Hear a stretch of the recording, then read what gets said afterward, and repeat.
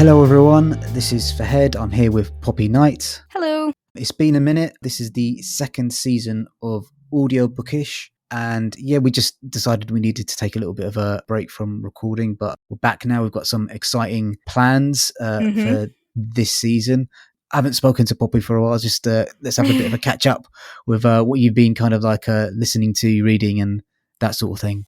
Yeah, so in connection with us feeling like we needed a bit of a break, things have been a bit busy, so I've not done a ton of listening to stuff, but I did decide to go back and start re-listening to the His Not Materials audiobooks, which if you listen to our first episode, you know how much I love those, and bear with for more on that, but I just kind of spontaneously decided I wanted to listen to those again, so I started doing that. I'm a good way through those. I actually recently also found out that the Winnie the Pooh books, which I love so much, and you know, loved as a child, still love now, wrote an essay that I'm really proud on at university about him. I found that there was an audiobook recording that Bernard Cribbins had narrated, who I'm also a fan of. I enjoy his comedy songs and the comedy roles he's done in stuff. Black Ball is a very good film if anyone wants a good fun film. But yes, and I thought, oh yes, his voice in Winnie the Pooh was going to be great. So I've started listening to that as well, which is really lovely. I listened to that falling to sleep. I'm not sure his Piglet is the voice I would have for Piglet. It's a bit harsh for me, but the Pooh and Christopher Robin and everyone is really nice. So it's not a kind of a series that I know a lot about in terms of like the books.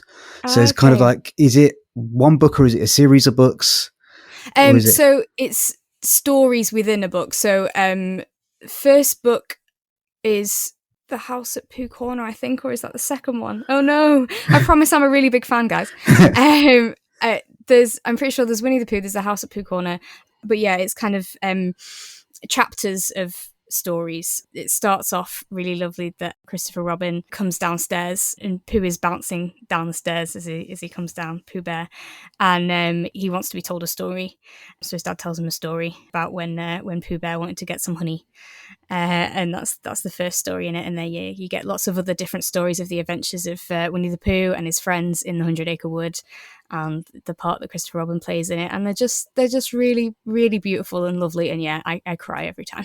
Yeah, I kind of only know about the characters through like the Disney cartoon. So I imagine when you're listening to like an audiobook, the cartoon voices, you might have an idea of what they're supposed to sound like. Well, that's the thing, because Winnie the Pooh has that very distinct voice, doesn't he?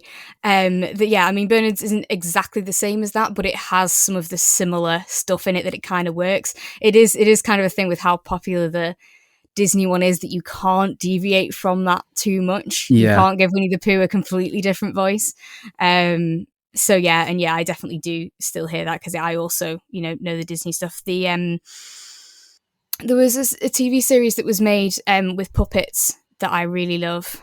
I can't remember what that was called either. I think it's something about the book, but anyway. Yeah. But it had puppet versions of all the characters, and it was fabulous. I remember watching it before I would go to school, and that's kind of one of my biggest memories of it, apart from the actual book. Okay. And I've got a really lovely green cloth bound book of it, which I love returning to. And then now I've found this audiobook that is really nice as well. Yeah, so I've been listening to kind of a few different audiobooks. So I've listened to Cane Warriors by Alex Wheatle, which is an account of the kind of fictionalized account of slave uprising in Jamaica. It's got a beautiful performance by the narrator. Noel Arthur is the narrator, and he kind of gives a real heft to kind of like and kind of pathos to all the characters. Really horrible things happen to them. The other one that I really enjoyed listening to was Witch by Finbar Hawkins. That's narrated by Gemma Whelan of Game of Thrones fame. Oh, It's kind of a YA fantasy novel about this young woman whose mother is brutally murdered because she's a witch, and it's a kind of a tale of survival and revenge in 17th century England. And Gemma Whelan just does a superb performance. She does this kind of broad West country accent. That's kind of, you kind of think that, when people put on accents from that area of the country, it can kind of go into comedy a little bit. Yeah, be a bit caricatured. Yeah, but it never goes into that area. Just all the pain and anguish that Gemma is able to kind of imbue into the text is just like right there, which I think is maybe a good segue into the well, I say book. It's the audio play that we're going to be talking about today. Do you want to introduce it, Poppy? Yeah, I will do. So, yeah, jumping into the ish part of audiobookish, but it definitely counts, I think. The one that we promised you at the end of the last series, we're going to be talking about Gudrun, the Radio 4 drama. So, Gudrun, a young woman in 11th century Iceland, must forge her path through a world of unearthly beauty yet uncompromising harshness, starring Kate Phillips. Lucy Catherine's retelling of the Icelander classic, the Laxdoela Saga. Written in the 13th century, it tells of the people in the Breiðafjörður area of Iceland from the late 9th to the early 11th century. It particularly focuses on a love triangle between Gudrun, Kjartan and Bolli. The Laxdoela Saga remains popular and appreciated for its poetic beauty and pathetic sentiment. Yeah, and it is by Lucy Catherine, who is a writer for film, television and radio. There's not a lot of like biographical information about Lucy, so I'm just going to read out a bunch of things that she's worked on. So she's had commissions for television, which include Tin Star, Lucky Man, AD, season 2 for NBC, The Musketeers, Spotless, Frankie for the BBC, Being Human, which is like one of my favourite TV shows of like the past 10 years. Her commissions for radio include Gudrun and an adaptation of Neil Gaiman's Norse mythology, broadcast in Christmas 2018. She's also responsible for the adaptations of Night at the Circus, Boy Going Solo by Roald Dahl, and just too many credits to mention here. But some really good ones there. Yeah, wow. Really, really good ones. And I think in 2021 she was nominated for an Audio Drama Award for her work on that Neil Gaiman series. So yeah, she's like a proper top quality writer, which I think kind of is really demonstrated in definitely yes, kind of in this. So this was my choice, and I first came across the series a few years ago, and I was kind of on an audio drama podcast kick, and it's just immediately it just grabbed me from kind of like the first opening episode. And so it was really nice for me to go back and re-listen to to see the first episode and kind of rediscovering, remembering all the things that happened. What were your kind of initial impressions of it? Yeah, well, it's really interesting that you say that, because overall I loved it. I think it's incredible, and I hope that's going to come across in the episode, because I think it's fantastic and everyone should definitely listen to it, and thank you so much for suggesting. But yeah, my first impressions weren't like bad ones, but I wasn't as gripped by it as I then became a lot later on. So I guess it's the kind of thing where you hear like, oh, it's based on an Icelandic saga, and you're like, oh, okay then. And you're kind of expecting a lot of action and stuff, which does come later on, but isn't really there at the start. So it felt a bit more like a period drama than it did like an Icelandic saga. Yeah, I would agree with that. Yeah, very much so. Yeah. So, because the lead in it, Gudrun, is a woman, and as we said, in kind of 9th to 11th century. So obviously not usually the kind of one that would be out doing the Viking pillaging and things like that. At the beginning, it's an issue of their family wanting to keep their land and marrying her off, tactically in that way. It was that sort of, who am I going to marry? Am I going to marry for love? Am I going to marry for how the money / the land works and things like that? And yeah, domestic and period drama is sort of how it feels at the start, and a bit slow maybe than what I was expecting. Yeah, I think I'd kind of slightly agree with that. I think so the way that they've structured the series, it's kind of in 15-minute episodes, which I think works really well in terms of they have to get a beginning, a middle, and an ending in each chapter.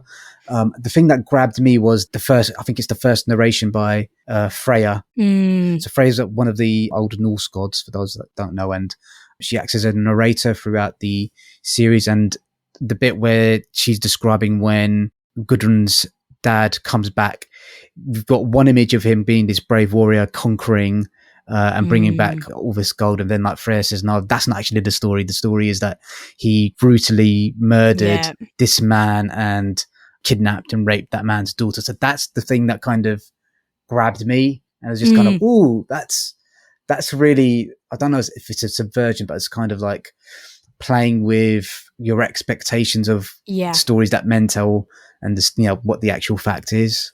Yeah, definitely. There's so much about kind of glorifying that violence and things like that and how that plays. Certainly as you go on, it is a very violent thing and we are listening to it for our own enjoyment, Yeah. But there are definite questions in there of what is way warrior and what is that's just you butchering people kind of thing, definitely. And it's interesting what you say about the 15-minute episodes, because that's how they come out, and I get what you mean. They definitely can stand alone as each one as you keep going through, but I found myself not realizing that I'd got through to the next episode, you know what I mean? Yeah. Because it was just playing on nicely, and I think that's the good thing about it. They have structured it well. It's not like it just randomly stops at a random point because it's hit 15 minutes or anything like that.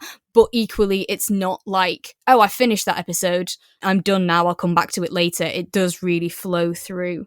Yes, I think that's it really does speak to the quality of the writing. Really does feel like it's chapters in a book rather than separate episodes. And for any writers of whatever discipline, I think this is really kind of like a masterclass on how to pace a story and plot, because they're only 15-minute episodes, but there's so kind of a lot happens. Yeah, you don't realize a lot happens in that one 15-minute chunk. Yeah, even the ones that I was saying were kind of slower in the earlier ones, you still do have a lot that happens. I guess it's just more that it's a lot more emotional and social stuff that happens, I guess. And then when you get in the later series, there's a hell of a lot of plotting that happens between the start of one episode and the end of another. Yeah, I definitely agree with that. So I'm just kind of looking down at my notes, and like the first note that I've got down on here, well, there's two notes: terrible men and kind of bad decisions. Kind of like there are some really, truly awful men in this story, starting with Gudrun's father, who's just a complete despicable sack of shit, really. And then Gudrun's first husband as well. I think there's this vein of fiction that's being published at the moment. I'm thinking about the reimagining of like the Greek myths. From the feminist perspective, thinking about, I think it's called Women of Troy. I was going to say Circe. And I've just finished reading The Wolf Den by Elodie Harper, putting a feminist or more female-centric focus and a narrative on these events that happened in the past. So just wondering what your take on that was as well. Yeah, no, definitely. And that is, there for sure.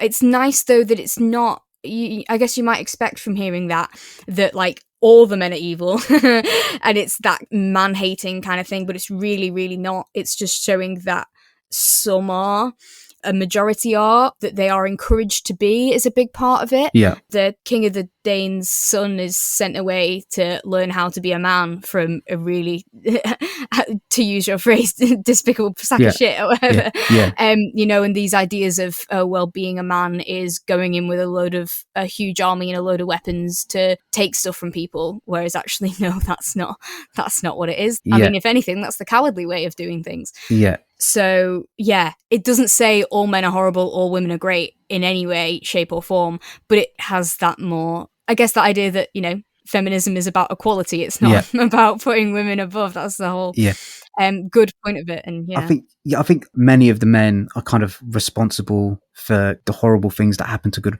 I'm not too sure how I actually feel about Gudrun as a character. I'm not too sure. I've got a great deal of like sympathy through the stuff that she goes through, but she does do some like horrible things herself. She does, and she makes some really big mistakes. And I'll try and not say it in too spoilery of a way, but the action that she does because she is jealous really disappointed me.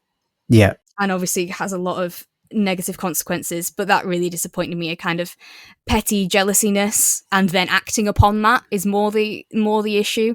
But yeah, definitely far from perfect. And she admits she's made some mistakes, but it's also kind of interesting because it's hard to know which ones are the mistakes and which ones aren't. In which ways would you do the same, in which ways would you not? It's a really interesting kind of thing if you were really made to sit down and dissect it. it's very interesting moral dilemmas and stuff that you don't get solved at the end. There's no kind of feeling of resolution at the end where you're like, oh well, this bit was right, that bit could have been better, there we go, we're all sorted. It is a real moral turmoil.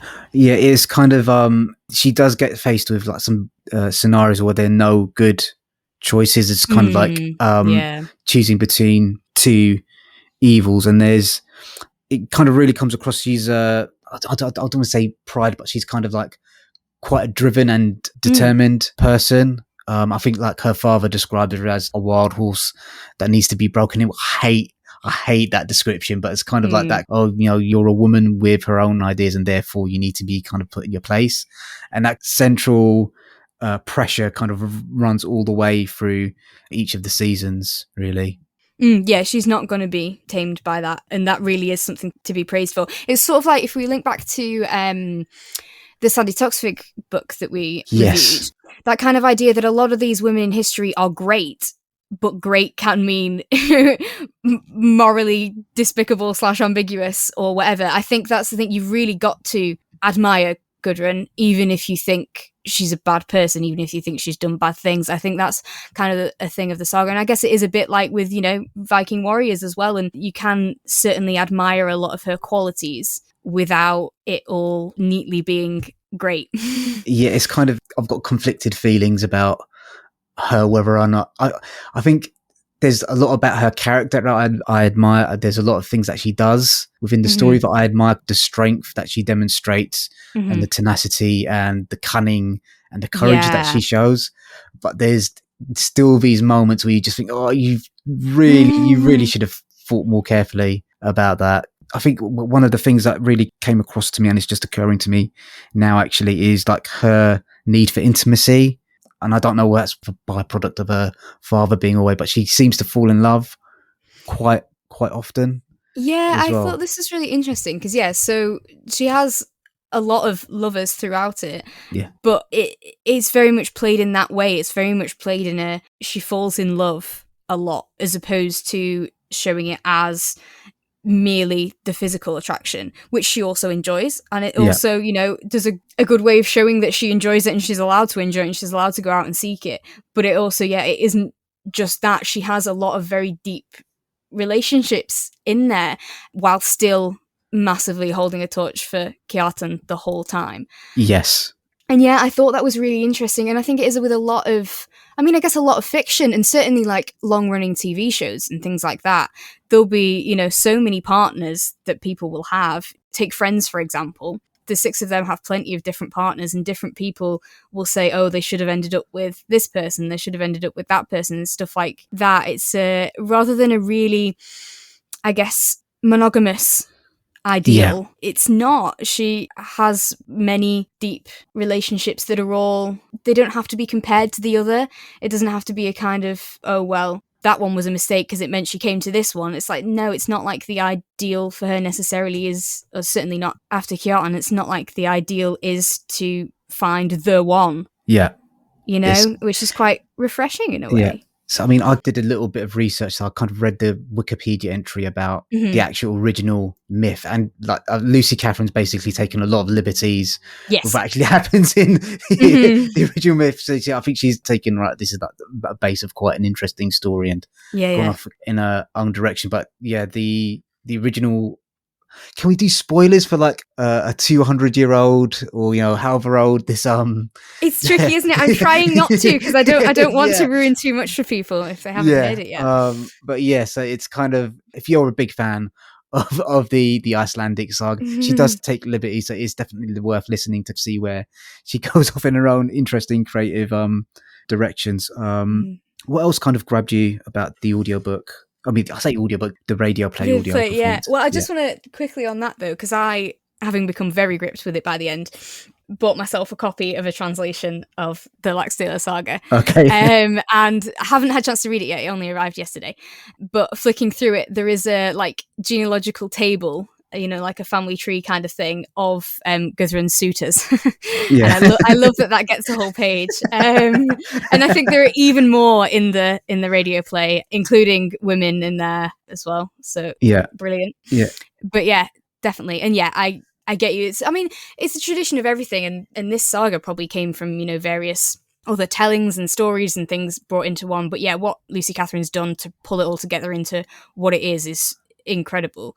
It's really good, and that's the thing, she's taken inspiration from different places. I really liked how the Norse mythology stuff, and this is a lot of this certainly is probably in the original, but how in a lot of ways this is a like the world of the people, the Midgard actual world, parallel to what's happening with the gods kind of thing. Yes. Oh yeah, kind of. So Freya does narrations about what's happened in Norse myth and how that's got kind of like a symmetry between what's actually happening in the real world as well. Yeah. Exactly. In a lot of ways, she's kind of a parallel to Freya, including, it says in the thing about taking many lovers and burning, trial through fire sort of, that ends up happening, stuff like that. There are some parallels there. There's parallels with like Ragnarok.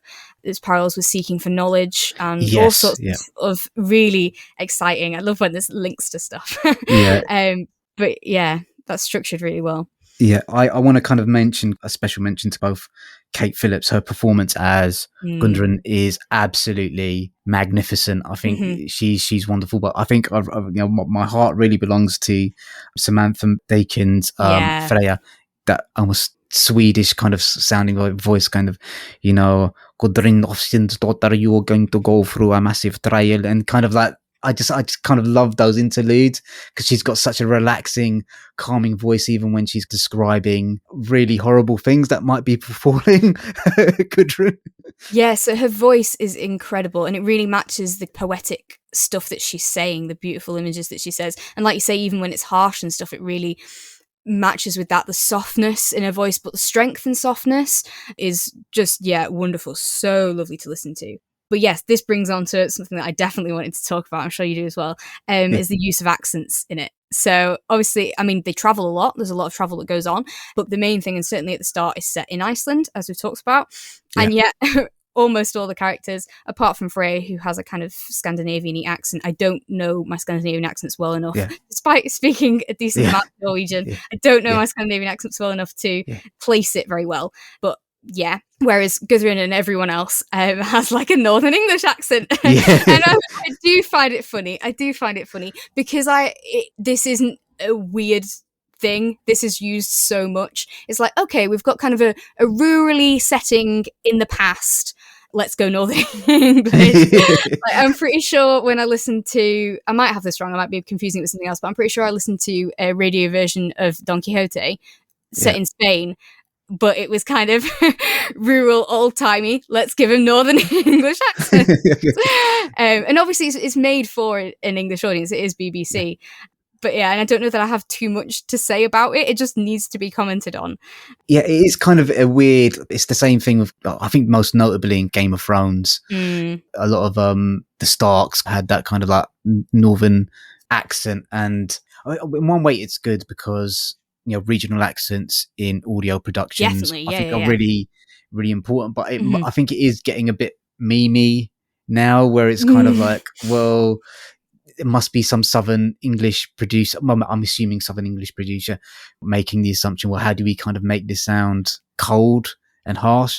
Yeah, code those things into it, yeah. Yeah. And, it's because you can't even make the argument that some people will use sometimes about, making it understandable, because Freya has got a Scandinavian accent, so surely you could have other people with, it isn't a sense of, oh, well, people won't listen to it because they can't understand it. It's like, well, you're asking them to for good amounts of it with the narration. So, yeah. But like I say, it is wonderful to listen to. I do actually, love the voices and love the performances and things like that. But yeah, and then so when the Norwegians come in a rather villainous sort of capacity, they have a much more posh Southern accent.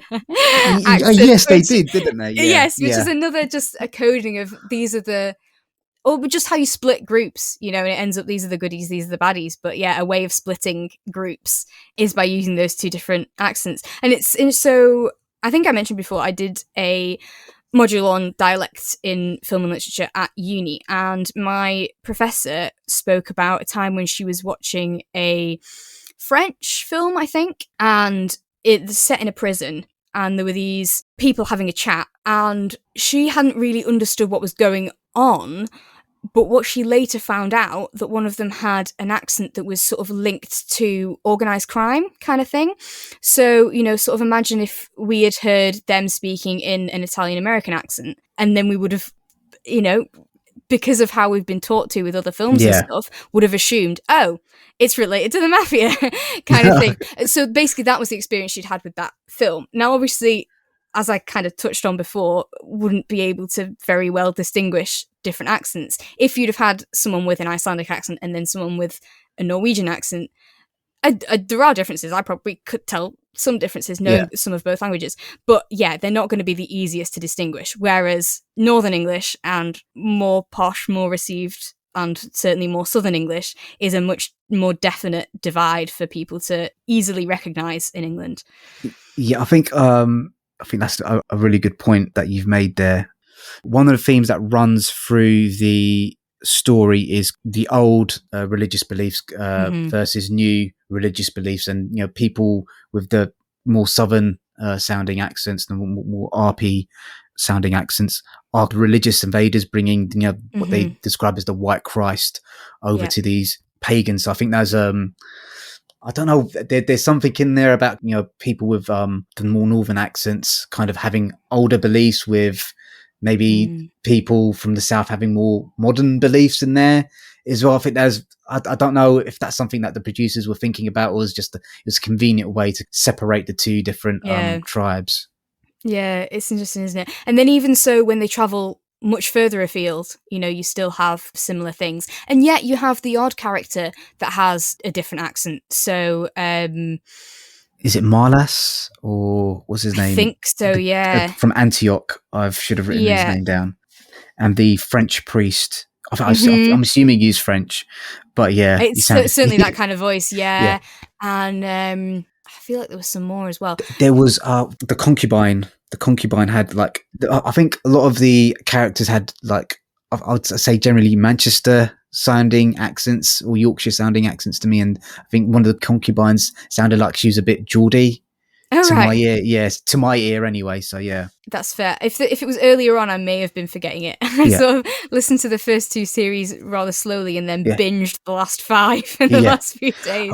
What did you get up to? Because I'm only on season 5 at the moment. I was on season 5 2 days ago, and, and I listened to the rest of series 5, series 6, and series 7. I got very obsessed near the end, and it is definitely the kind of thing that you can binge if you want to. The time just so Moorish. It's kind of like a Jaffa cake. You just kind of, I just listen to another 15 minutes of it. Yeah. So, and it just, Yeah, definitely. And that's the thing when you think, oh, I can fit another 15 minutes in, and, you know, or you part way through it and you're like, oh, yeah, I can listen to, you know, another 7 minutes. That's fine. Yeah, it's really good. And I do, especially when it gets really heavily plotted, I do recommend, you don't need to binge 2.5 series in a day, but I do recommend kind of listening to it relatively close by, because otherwise you will kind of forget, what just happened? Where are they now? Who is that? So yeah, I recommend that you listen to it in a decent span of time, but don't think that you have to block out however many hours or you can't listen to it. It's not like that. Yeah, it's not. It is quite. It's kind of like a really rich chocolate cake in terms of the way that it's plotted. A lot of the political machinations, and you need to kind of really keep in mind in your head, all right, how does this person relate to this other person, to this other person, to this other person, or how does Gudrun necessarily doing this one thing here affect a piece on the chessboard all the way over there? So it does help kind of listening to it in close proximity to each other.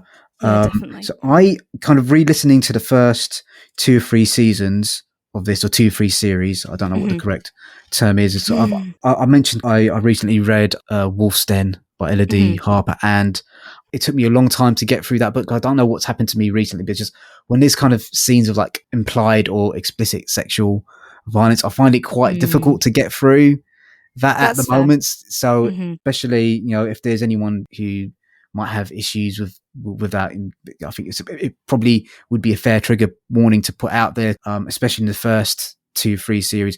Gudrun does go through a pretty harsh time with some of the men in this. I don't know, how did you kind of feel about the violence and the sexual violence in the story? Yeah, I think personally found that it's definitely there. Yeah. It is definitely a big part of it. I didn't find the actual how it was presented. They don't do it overly explicitly. It's certainly not one of those cases where they kind of want to shock factor you about it or it's anything not like that. voyeuristic at all. It's just really sad.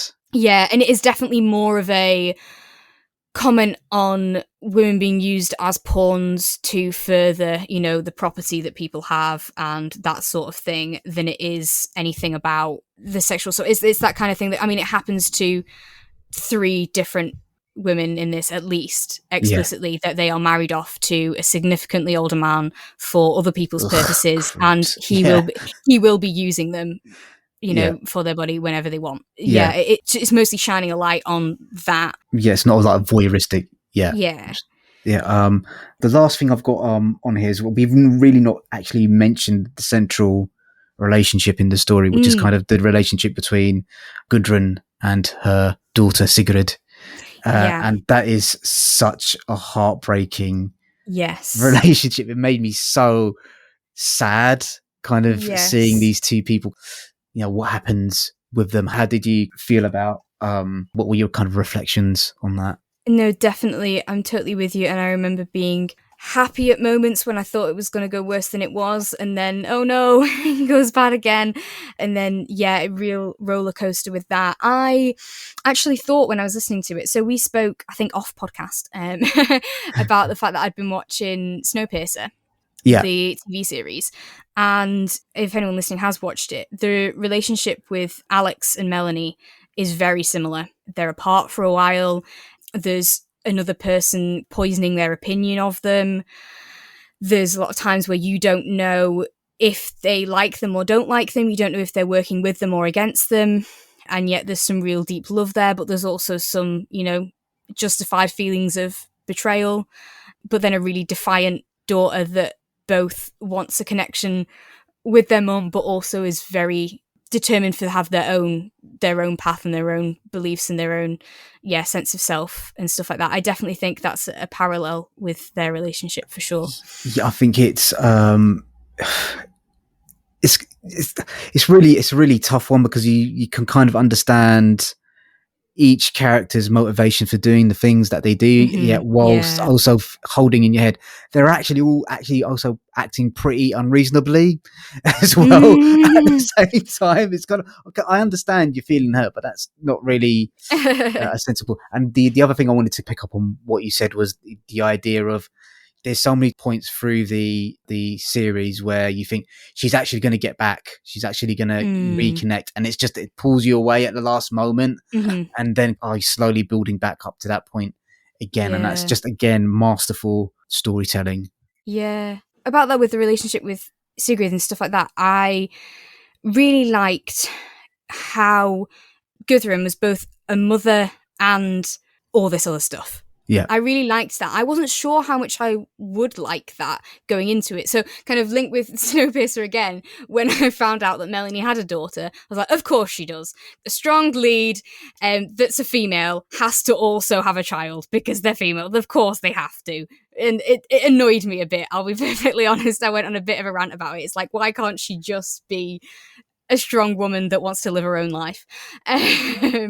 So I sort of thought maybe I would feel a bit like that, but no, I really didn't in this. I felt it was, and to be fair, later on in Snowpiercer as well, I felt like it was showing that you can have both a caring maternal love and a desire to give your whole life for your child, and yet also be a murdering badass that thinks of yourself and also of your community. And it was great that it wasn't at all saying for a woman to be a woman they have to be a mother, and then also sure, you can try and be strong and fierce if you want.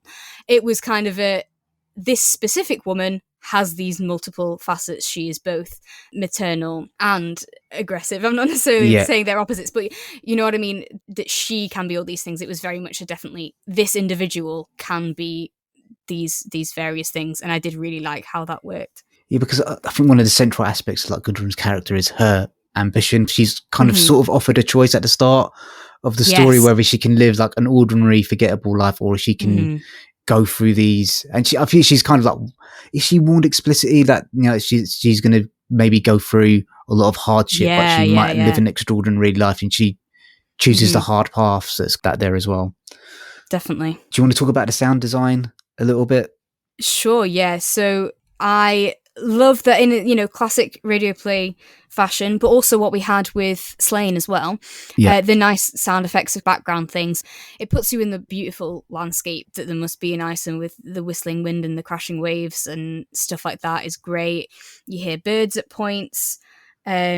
Just clanging of stuff, but not in any sort of overdone way. I think this has been the theme of a lot of stuff that we've reviewed, that they've done a really good balance of, you have sound effects in there, but it doesn't sound like, oh, it says plate in the text, therefore we must have someone putting a plate down on the table sound effects. You know, it's done in a really good atmospheric kind of way.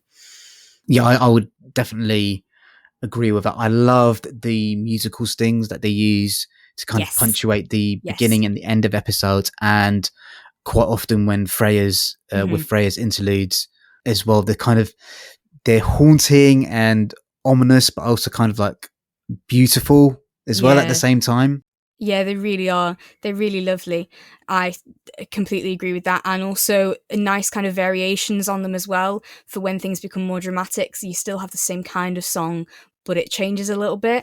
Also, I don't know if you probably haven't got to this section yet, but it actually ends up later on where Sigrid is spoken to by the Virgin Mary. And you have a kind of choral choir type music that replaces the one that you've had in the rest of it. Okay. And so there's a really nice, interesting cue and link with those two that I thought was fabulous. But then also with the one that's in most of it, I think it's beautiful, but I just wanted to recommend to anyone, if you liked that but also want something else. I, a few years ago, was very obsessed with Iceland. Still am a little bit, not gonna lie. But I started listening to some Icelandic folk music, and genuinely, if you just YouTube Icelandic folk music, the top few results are just incredible. I really, really love them. I love that there is, I mean, I guess, you know, let's go all, you know, philosophical and say how it parallels with Gudrun, but you have like really deep, booming drum sounds and then little light flutes. And they both work together so beautifully. That's what I love about them, and that's why I keep going back and listening to them. I did most of my GCSE revision with Icelandic folk music in the background. Still listen to it now. It's fabulous. And the main thing that I love about it is that you have such deep boomingness and also such light highness, and they just both meld in so beautifully together. So yes, if anyone liked this music but also wants even more authentically Icelandic music, YouTube some Icelandic folk music and you'll not be disappointed. It's obviously for a BBC production that they're going to get the sound design on point, but it really did add, I felt, a lot of emotional heft to moments in the story. So it's kind of, we've had this discussion before where you don't want it to be too intrusive, but I think they struck the balance perfectly. So I think I've maybe touched on all the points that I wanted to mention here. So is there anything else that you wanted to talk about with regards to the, keep saying book, but it's not a book. It's a radio play. Yeah, well, I think I might go do a little bit more of like comparing to other things. Yeah, sure. I think because there were a lot of things that came to my mind while I was listening. And I mean, one very obvious one is Neil Gaiman and American Gods. Yes, yeah. Now, obviously, there are some. They're really different, but I can see where you're getting the comparison from. Yeah, because obviously you've got just generically, they both have some basis in Norse mythology, but I'm not going to be that basic because I'm aware that's a very just like, oh my god, anytime Norse mythology is mentioned, it's Neil Gaiman. He's not the only person there, and I know he's not. I fully know he's not. It's definitely not that. The thing that really is why I want to mention it is about the idea that kind of, it sort of only comes in later on, I guess, but that kind of idea that possibly everything is true. You know, all these conflicting different beliefs, it's not that one is true. So I think when you first listen to it, I mean, you have Freya speaking to you. You can't deny that Freya is true in this situation. But you don't know if maybe, well, that's the thing. The whole point is that is real. And yet, like I said, later on, you do have instances where the Virgin Mary starts speaking, and it certainly suggests that that is also true. And it's kind of an idea that by people believing things become true, and not in a kind of way that I think, Gudrun is there in her sleep, she's thinking Freya is saying, and then these exact words that Freya says, and because I believe it, it's true. It's not that, but it's kind of because she has such a strong belief in Freya and these other Norse gods, that these become a thing, and then they go off and live their own lives, and they're affecting in this way, and they're part of her, and they're brought into being. And I thought it was an interesting question that it doesn't answer, but it's a kind of a, it does raise that question of what is true. Is there a true? Is it a kind of it's true for you personally, and therefore it's true? So I think that's really interesting. That's a fascinating perspective. That's so I know Neil Gaiman was quite good friends with Terry Pratchett, and one of the things that comes up again, time and again in Terry Pratchett's work is kind of like the power of belief. The power of belief, it can bring things into existence that might not necessarily be there, and it is really truly a matter of perspective on what your belief can actually bring into existence. So there's definitely something about, and kind of you mentioning Freya, I don't know if there's like supernatural elements in this story or not, so it's kind of like, it's very subtle, isn't it? So there's the kind of when she invokes and she asks Freya, please help, or when Freya says, I was always watching over you, in those moments things tend to go well. Yes. Or, not like amazingly, but things work out. Well, nothing goes amazingly well. Yeah. Like, No, exactly. That's why I didn't want to be overpromised anything like that. But it's kind of an idea that, when things are put down to luck or fate, that the gods can influence that. It is that sort of thing. There is no direct intervention necessarily, but that kind of you're hoping it's true, and then the fact that it does go right, Freya, the narrator, attributes it to herself, and you can kind of see that there has been a influence. But yes, like you say, it's not kind of, they smite down all these things. It's not that kind of mythical. Yeah, and it's that, the idea of belief and kind of willing things into existence. I think that's, because that's definitely something that, especially American Gods plays around with quite a lot in terms of vying for people's hearts and souls in a way, and what you can kind of offer them, and whether that's the comfort of like tradition or the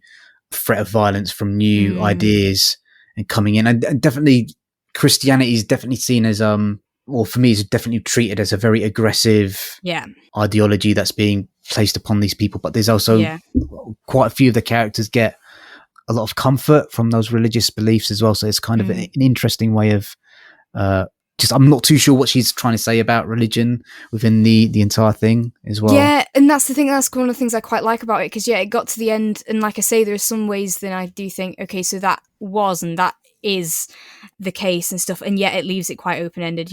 I don't know if Freya is, the Norse goddess Freya, or if Freya is Gudrun's Norse goddess Freya. It's kind of I don't know that, and I think that's I really like that about the ending of it. It isn't clear that all these things are, I guess, true for everybody, that kind of thing, as to how unique and stuff she is. I guess, going back to American Gods, the idea that there are multiples of these gods in different places because they've changed and stuff like that, and there's multiple versions of them.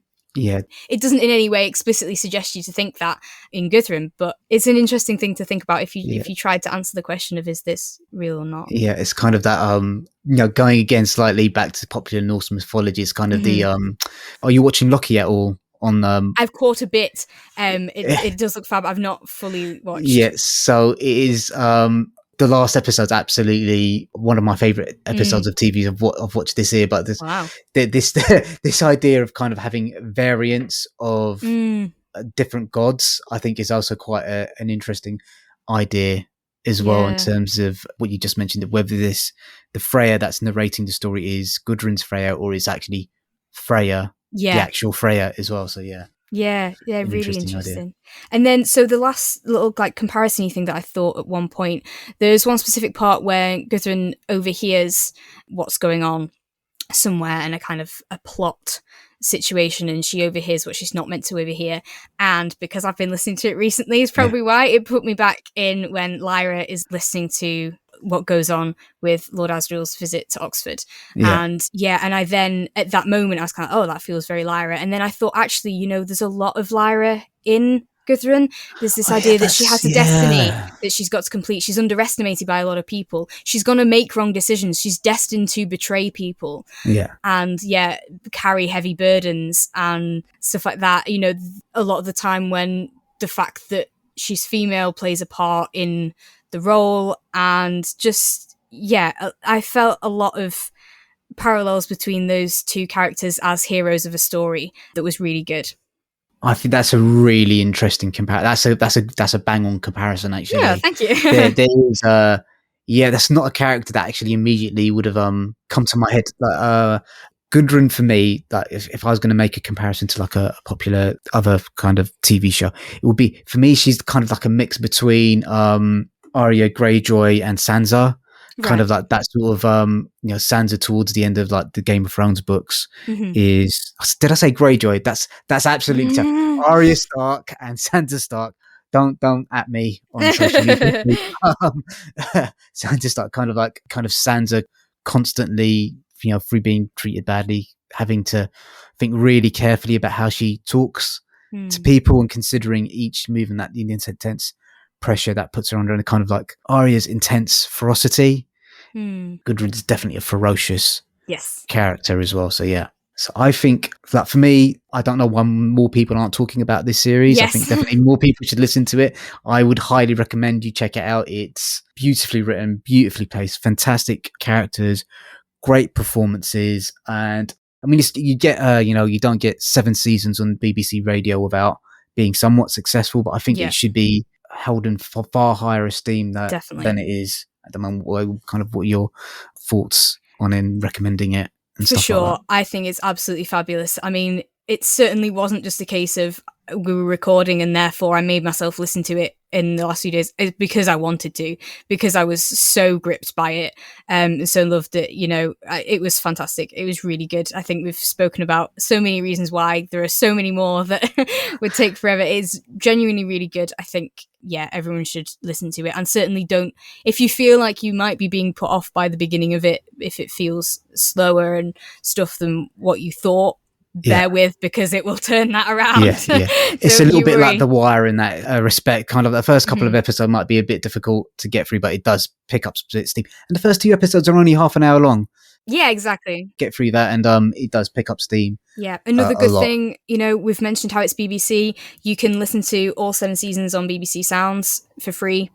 So I can recommend doing that. You catch a bit of their outro to Woman's Hour on some of them at some point, and also a bit of a trigger warning in that one, because there's a particular news story that they talk about that I wasn't really looking for that to be brought up while I was in the middle of Gudrun, but apart from that, it's fine, and it's absolutely free doing it through there. It's weirdly split up, so just be careful that it stops partway through season 5 and switch to the other one and find the rest of season 5. Don't do what I do and go, oh, that must be the end of season 5. Let's start season 6 and get some spoilers. Make sure you fit all the episodes. So when I originally listened to it, kind of however many years ago, they did like an omnibus episodes which aren't available at the moment. So the omnibus would be the entire season in one 1 hour chunk. That those aren't available on the BBC website for whatever reason. It's also available as actual proper audiobooks on the Penguin Random House.